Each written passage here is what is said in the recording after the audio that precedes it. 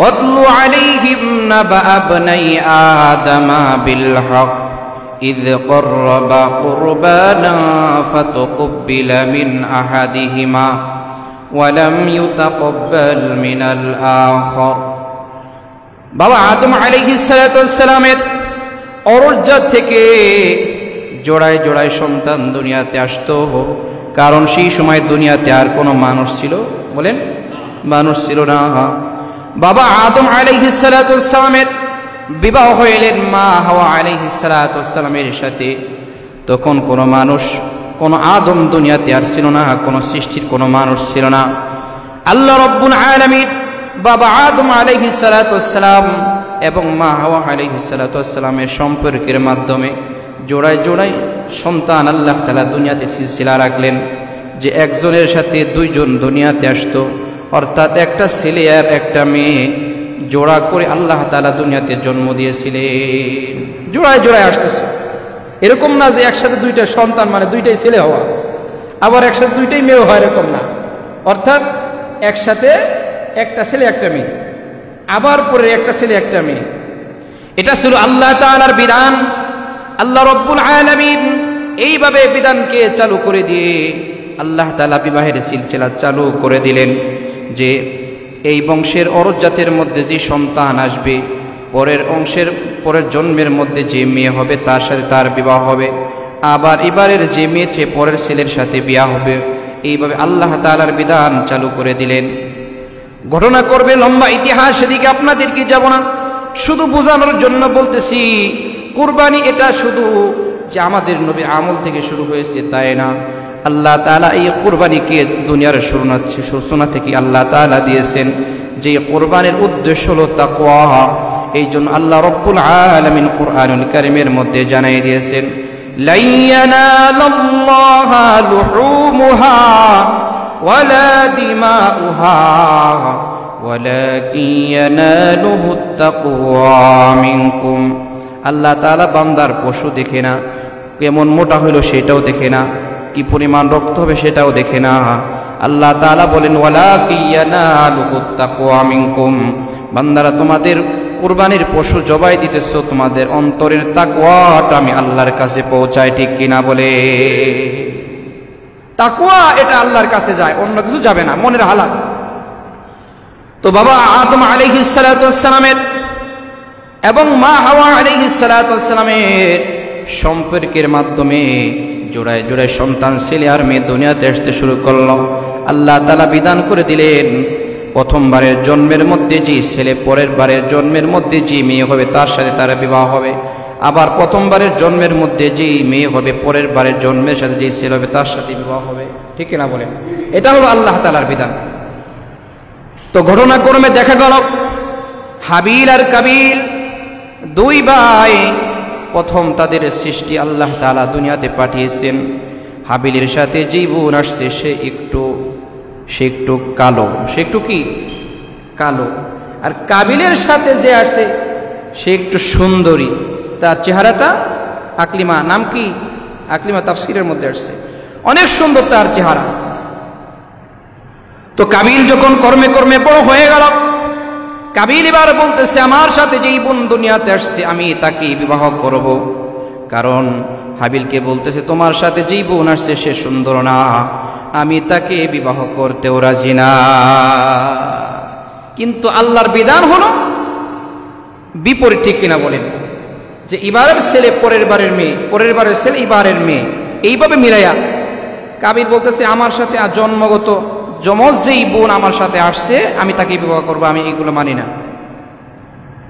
এবার কাবিল না মানাতে বাবা আদম আলাইহিস সালাম কি করবেন চিন্তায় পড়ে গেলেন। তাদেরকে বলতেছেন, তারা মানতেছে না।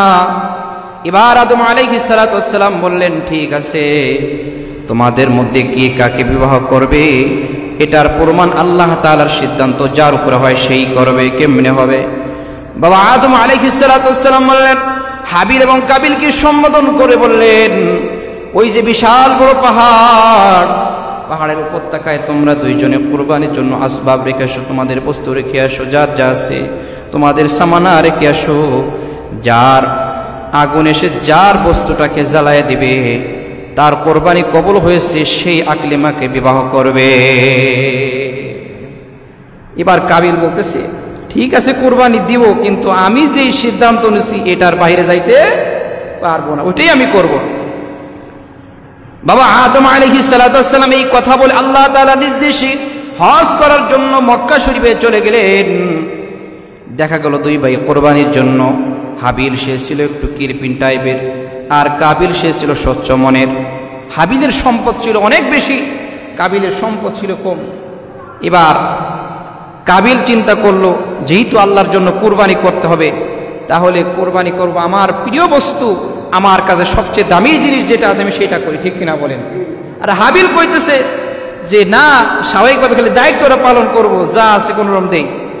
এবার হাবিল তার ফসলের থেকে সবচেয়ে নিকৃষ্ট ফসল যেইটা, সবচেয়ে খারাপ ফসল যেইটা, যে ফসলটা সুন্দর হয় নাই ওইটাকে পাহাড়ের উপর রেখে আসলো।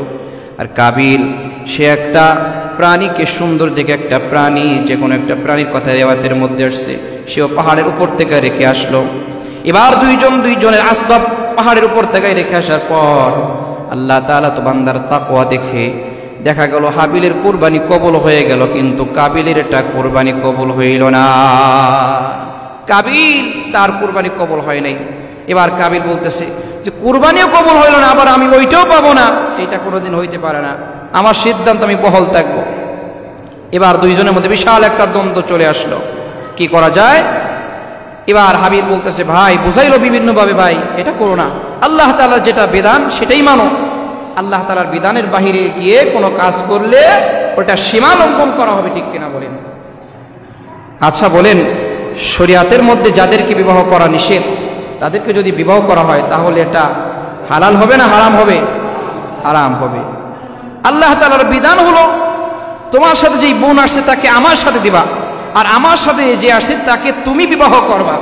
এখন এটার বিপরীত যদি তুমি কাজ করো তাহলে সীমা লঙ্ঘন করা হবে, তাহলে তুমি অপরাধী হয়ে যাবা, এটা জুলুম করা হবে, এটা করিও না। কারণ হাবিলের মধ্যে ছিল তাকওয়া, ছিল আল্লাহর ভয়। কাবিল বলল আমি এইগুলো কিছু মানি না, আমার সাথে যেই সুন্দরী বোনটা দুনিয়ার আসছে আমি তাকেই বিবাহ করব। এই ঘটনা কি করবে? দেখা গেল এবার চিন্তা করলো হাবিল, এবার কাবিল চিন্তা করলো আমি যদি হাবিলকে দুনিয়া থেকে বিদায় করে না দেই তাহলে আমি আর আকলিমাকে বিবাহ করতে পারতেছি না। কারণ যেই পর্যায়ে চলে গেছে, ওকে না মারা পর্যন্ত আমি আর আকলিমাকে বিবাহ করতে পারতেছি না, ওখানে বাধা হয়ে গেছে। মানুষ দেখবেন যখন কোন ফয়সালা চূড়ান্ত সিদ্ধান্তে যাইতে পারে না, তখন চিন্তা করে কি করতে পারি, ওকে এখন দুনিয়া থেকে বিদায় করে দেওয়া দরকার, ঠিক না বলেন? সর্বশেষ ফয়সালা যখন কোনো সিদ্ধান্ত, কোনো রায়, কোনো কথা কোনোভাবে বুঝে সমঝায় কোনো কাজ হয় না, আর ওইটা তার লাগবেই, তখন হয়তো তাকে দেশান্তর করে দিবে, না হয় তাকে মেরে ফেলবে, ঠিক কিনা বলেন? এই সিদ্ধান্ত তখন মানুষ নিয়ে নেয়। এবার কাবিল ঠিক ওই সিদ্ধান্তই নিয়ে ফেলল। কাবিল বলল আমি তোমাকে হত্যা করে ফেলবো। হাবিল বলল ভাই এমন কাজ করিও না। এই কথা বলে কাবিল হাবিলের উপর অস্ত্র চালাইয়া দিল। এই জন্য আল্লাহ রাব্বুল আলামিন সূরাতুল মায়েদার মধ্যে সেই ঘটনা তুলে ধরেছেন, আতলু আলাইহিম নাবা আবনাই আদম বিল হক ইয ক্বাররাবা কুরবানান ফাতুকবিলা মিন আহাদিহিমা ওয়া লাম ইউতাকাব্বাল মিনাল আখার। যখন উভয়ে কুরবানির জন্য আসবাব দিল, কুরবানির বস্তু, তো হাবিলেরটা কবুল হয়েছে, কাবিলেরটা কবুল হয় নাই। তার মানে আকলিমা কে কে বিবাহ করবে? হাবিল। কে বিবাহ করবে? কুরবানি কবুল হয়েছে হাবিলেরটা, এখন আকলিমাকে পাবে কে? হাবিল পাবে। আর সিদ্ধান্ত তো আগের থেকে এইভাবেই, আবার পরীক্ষার জন্য দিয়েছে, পরীক্ষায়ও পেয়ে গিয়েছে সে। এবার এইটাকে না মেরে কাবিল কি করলো? এবার হাবিলের ফরস্র চালাইয়া তাকে মেরে ফেললো। এর আগে তো আর মানুষ কখনো কেউ কাউকে হত্যা করে না, সেই সিস্টেম ছিল না। মেরে ফেলার পর এবার কাবিল চিন্তা করতেছে আমি কি করলাম, আমি কি করলাম, আমি তো বড় অন্যায় করে ফেলাইছি, আরে ওরে মেরে ফেলালাম। দেখবেন রাগের মাথায় একটা অন্যায় করে পরে আফসোস করে, ঠিক কিনা বলেন? এবার কাবিল তাকে তাফসীরের মধ্যে আসছে 1 বছর পর্যন্ত ঘাড়ে নিয়ে তাকে ঘুরেছে আর চিন্তা করেছে আমি কি করলাম, কি অন্যায় করলাম। এইভাবে করতে করতে চিন্তায় পড়ে গেল কোথায় রাখা যায়, যেখানে রাখবো সেখানে তো কেউ জানে ফেলবে, আর মাটি দিবে সেই নিয়মও তার জানা নাই, কারণ এর আগে আর কোনো মানুষ দুনিয়াতে আসে নাই। কি করবে? আর যে মারা যায়, বিশেষ করে শহীদি মৃত্যু যাদের, তাদের লাশ পচে বলেন পচে না। এই জন্য আল্লাহ তাআলা বলেন ওয়ালা তাকুলু লিমান ইউকতালু ফি সাবিলিল্লাহি আমওয়াত বাল আহইয়াউন ওয়ালাকিন লা তাশউরুন। আল্লাহ তাআলা বলেন ওয়ালা তাকুলু, তোমরা এই কথা বলিও না, লিমান ইউকতালু ফি সাবিলিল্লাহ, যেই ব্যক্তি আল্লাহর রাস্তায় মৃত্যুবরণ করেছে, শহীদ হয়েছে, তোমরা এই কথা বলিও না যে সে মারা গেছে। কি বলিও না? ওয়ালা তাকুলু, তোমরা এই কথা বলিও না, লিমান ইউকতালু ফি সাবিলিল্লাহ, যে আল্লাহর রাস্তায় শহীদ হয়ে গেল, সে মারা গেছে, বাল আহইয়াউন ওয়ালাকিন লা তাশউরুন, আল্লাহ তাআলা বলে সে মরে নাই, সে জীবিত রয়েছে। কারণ শহীদরা মরে না, কারণ শহীদের আত্মা, শহীদের জান, শহীদের মর্যাদা আল্লাহ তাআলা দুনিয়াতে দিয়েছেন, ঠিক কিনা বলে। এই জন্য হাদিসে পাকের মধ্যে আসছে যে কোনো ব্যক্তি যদি শহীদ হয়ে যায়, শহীদের ওই রূহটা বলে যেরকম সবুজ পাখির আকার ধারণ করে জান্নাতে আর দুনিয়ার বিভিন্ন অঞ্চলে বিচরণ করতে থাকে, সুবহানাল্লাহ, মৃত্যুবরণ করে না। এই জন্য দেখবেন কিছু কিছু কবর থেকে আল্লাহর কিছু পেয়ারা বান্দা 10-20 বছর পরে যদি কোনো মাধ্যমে কবর খনন করা হয় অথবা ভেঙে যায়, দেখা যায় যেইভাবে লাশ ছিল এখনো কাফনটাও ঠিক আছে, এখনো কোনো গন্ধ বের হয় না, ঠিক কিনা বলেন। তো হাবিলকে কাবিল তো মেরেই ফেলল, 1 বছর পর্যন্ত কাঁধে নিয়ে ঘুরতেছে, কেমনি করবে চিন্তায় পড়ে গেল, এবার কোনো সিদ্ধান্ত নিতে পারে না। ওই পাশ দিয়া বাবা আদম আলাইহিস সালাতু ওয়াস সালাম তো হজ করতে গেছেন, ঠিক কিনা বলেন। বাবা আদম আলাইহিস সালাতু ওয়াস সালাম খুব খেয়াল করে শুনবেন, খানা খায়, খাবারের মধ্যে কোনো স্বাদ পায় না। এবার বাবা আদম আলাইহিস সালাম তাকায় দেখতেছি আকাশের রংটা পরিবর্তন হয়ে গিয়েছে, কেমন যেন মলিন মলিন।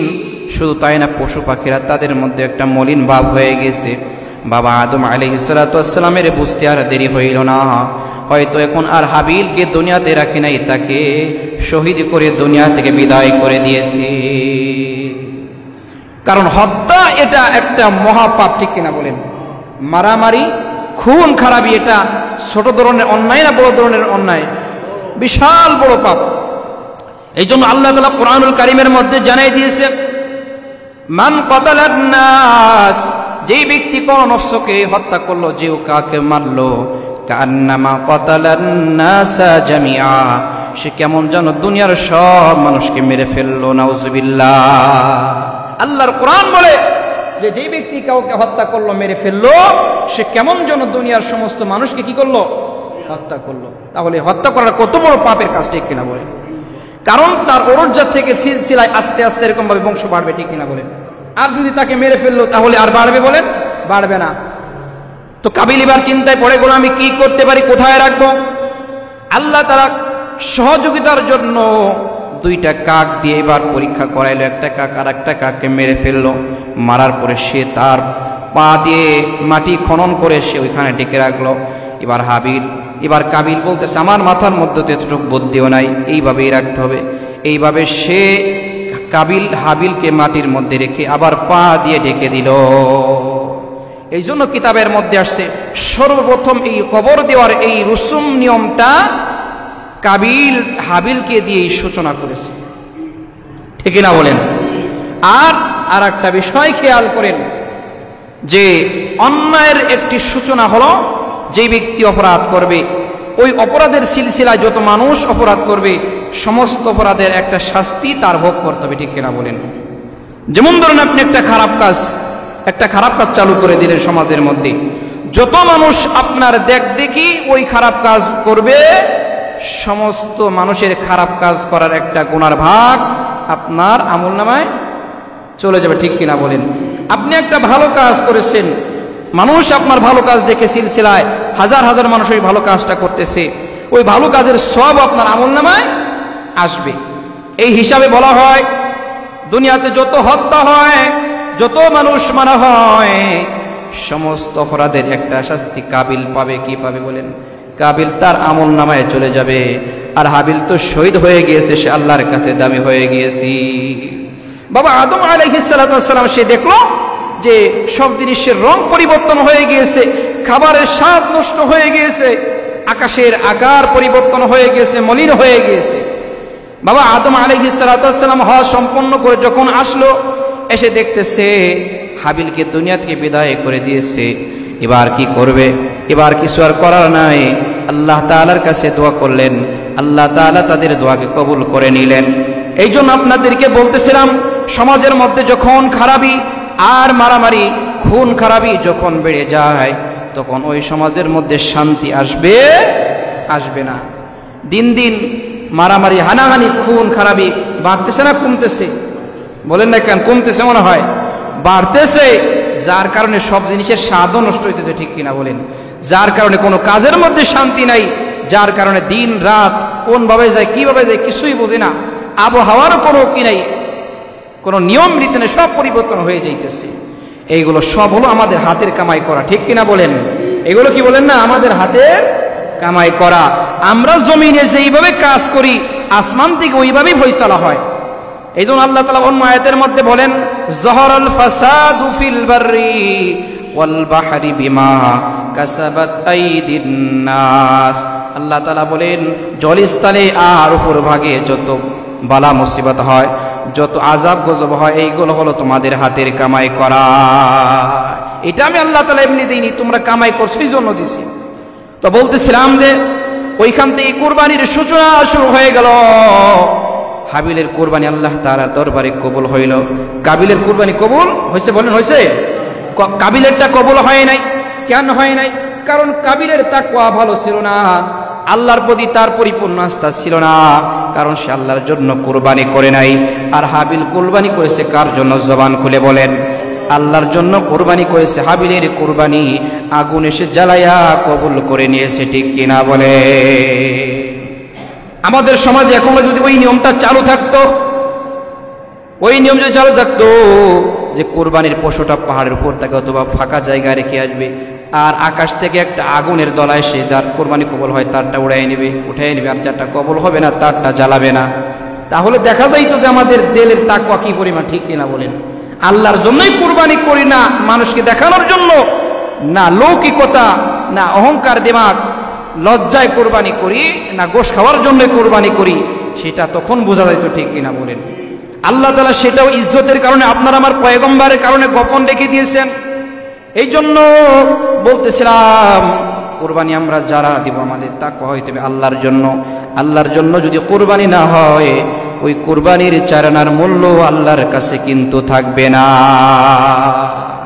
এই জন্য মোহতারাম হাজিরিন, সামনে যেই তো কোরবানি আসতেছে, আগে থেকেই নিয়তকে শুদ্ধ করে নেই, ঠিক কিনা বলেন?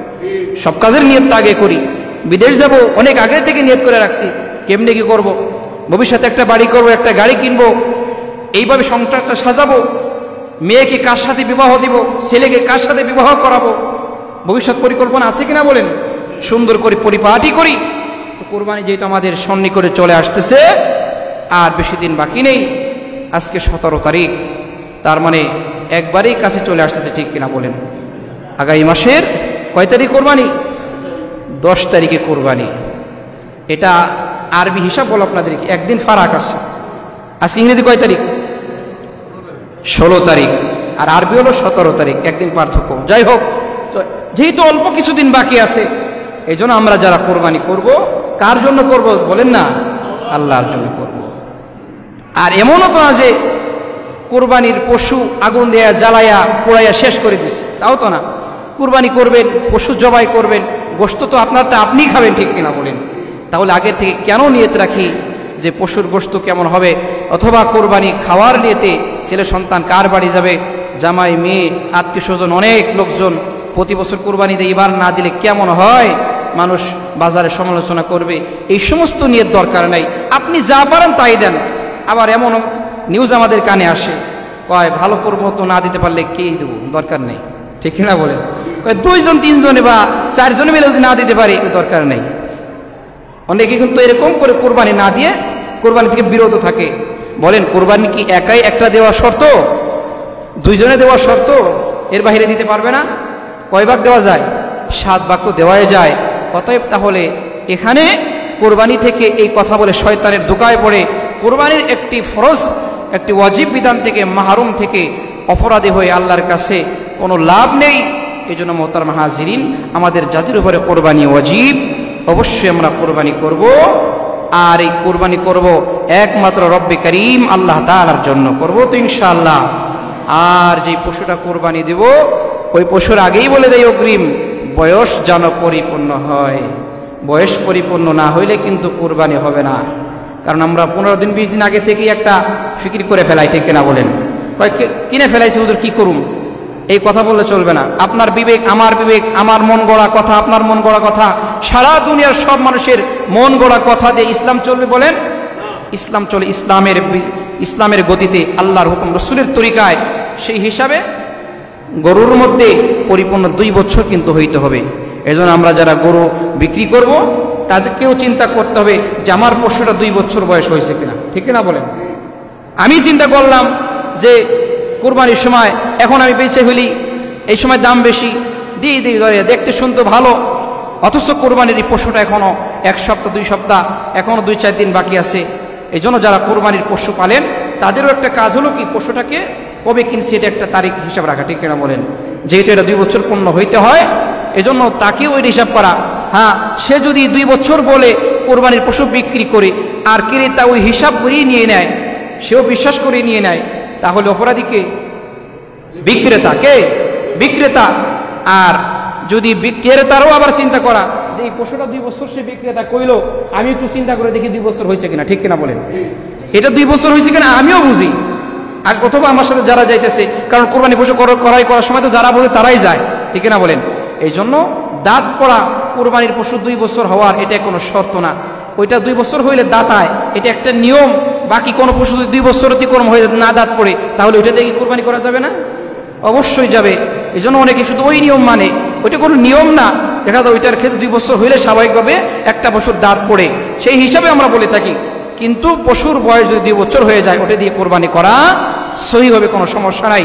এই জন্য আপনাদেরকে মোহতারাম হাজিরিন বললাম, যারা আমরা কোরবানির পশু ক্রয় করি, মেহেরবানি করে 2 বছর হয়েছে কিনা একটু জাস্টিফাই করে পশুটা ক্রয় করব। আর আল্লাহর জন্য কোরবানি করব। তাকওয়ার খবর কে জানে? আল্লাহ জানে। আমার দিলে কি আছে এটা জানে কে? আল্লাহ জানে। আমি যতই বলে যে আল্লাহ আপনার জন্যই করতেছি, আবার সবাইই করলাম হুজুর দোয়া করেন, হুজুর কোরবানি দিতেছে আল্লাহর জন্য, হুজুর জানে আল্লাহ কবুল করে, কিন্তু আমার মনের ভিতরে আড়া রয়েছে, কাজ হবে? কাজ হবে না। আমার দিলের হালাত আল্লাহর কাছে সুপর্দ করা যে রব্বে করিম কোরবানি আমার উপর ওয়াজিব হয়েছে, আল্লাহ আমি আপনার জন্য কোরবানি করতেছি, ঠিক কিনা বলেন? এই জন্য এইভাবে কোরবানি করা। আল্লাহ তাআলা আমাদের সকলকে হাবিল কাবিল যেমন কোরবানি করেছে, কাবিলের কোরবানি কবুল হয় নাই কেন? তার মধ্যে তাকওয়া ছিল না। হাবিলের কোরবানি কবুল হয়েছে কারণ হাবিলের মধ্যে ছিল তাকওয়া, আল্লাহর জন্য করা। এজন্য আল্লাহর জন্য যদি আমি একটা ছাগলও কোরবানি করি, ওটা যদি ছোটও হয়, 1 বছর হয়ে যায়, আর একজন 3 বছর 4 বছর অথবা 7-8 লাখ টাকা দিয়ে একটা গরু দিছে, তার তাকওয়া ভালো না। আমার তাকওয়া ভালো হওয়ার কারণে ওই ছোট ছাগলটার কোরবানি দেওয়া আল্লাহর কাছে কবুল হয়ে যাবে, তার ওই বিশাল 7-8 লাখ টাকার গরু আল্লাহর দরবারে কবুল হবে না। কারণ তার তাকওয়া ভালো ছিল না, তার দিলের মধ্যে নিয়ত ছিল অন্য একটা, ঠিক কিনা বলেন? আর একটা মাসালা সর্বশেষ বলে দেই, আমরা যারা কোরবানির ভাগই নেই, আমাদের ভাগ যেন সঠিক হয়, সচ্ছল হয়, সেদিকেও আমরা খেয়াল করব। আমাদের ভাগিদার মাসালার মধ্যে আসছে সহি মাসালার কোনো তাবিল করার কোনো সুযোগ নেই যে 6 ভাগে 3 ভাগে বা 2 ভাগে কোরবানি দিছে। জানা মতে একজনের টাকা সুদের টাকা অথবা ঘুষের টাকা অথবা হারাম টাকা দিয়ে সে কোরবানি দিতেছে, স্পষ্ট সে জানে। যদি যাই না শুনে তাকে নেয়, তাহলে যেই কয়জন কোরবানি দিবে সবার কোরবানি বাদ। সবার কোরবানি কি বাদ? সহজ না কঠিন? অনেক কঠিন। এই জন্য ভাই, কোরবানি আমি যার সাথে দিব আমাকে চিন্তা করতে হবে তার সাথে আমার কোরবানি দেওয়াটা সহি হচ্ছে কিনা। হ্যাঁ, যদি এমন হয়ে যায় তাকে বলা যে ভাই আপনাকে আমরা নিতে পারি, আপনার ইনকামের হালাল টাকা দিয়ে আমাদের সাথে থাকতে হবে। কি করতে হবে? আপনার পিওর যে ইনকামটা আছে, আবার কিছু লোকের আছে দেখবেন তার সাংসারিক ফেরাই আকসার অধিকাংশ কামাই ফেরাই হারাম ভাবে, আছে না বলেন? আবার কিছু মানুষ আছে মিক্স করা, হালকা পাতলা কিছু এদিক ওদিক হইতে পারে, তাকে বলা ভাই যে আপনি যে কোরবানিটা দিতেছেন আপনার স্বচ্ছ টাকা দিয়ে দেওয়ার চেষ্টা করেন, কষ্ট নিয়েন না, ঠিক কিনা বলেন? আর যদি তার ইনকামের অধিকাংশই যদি হারাম হয়, তাহলে তাকে তো নেওয়ার কোনো প্রশ্নই আসে না, ঠিক কিনা?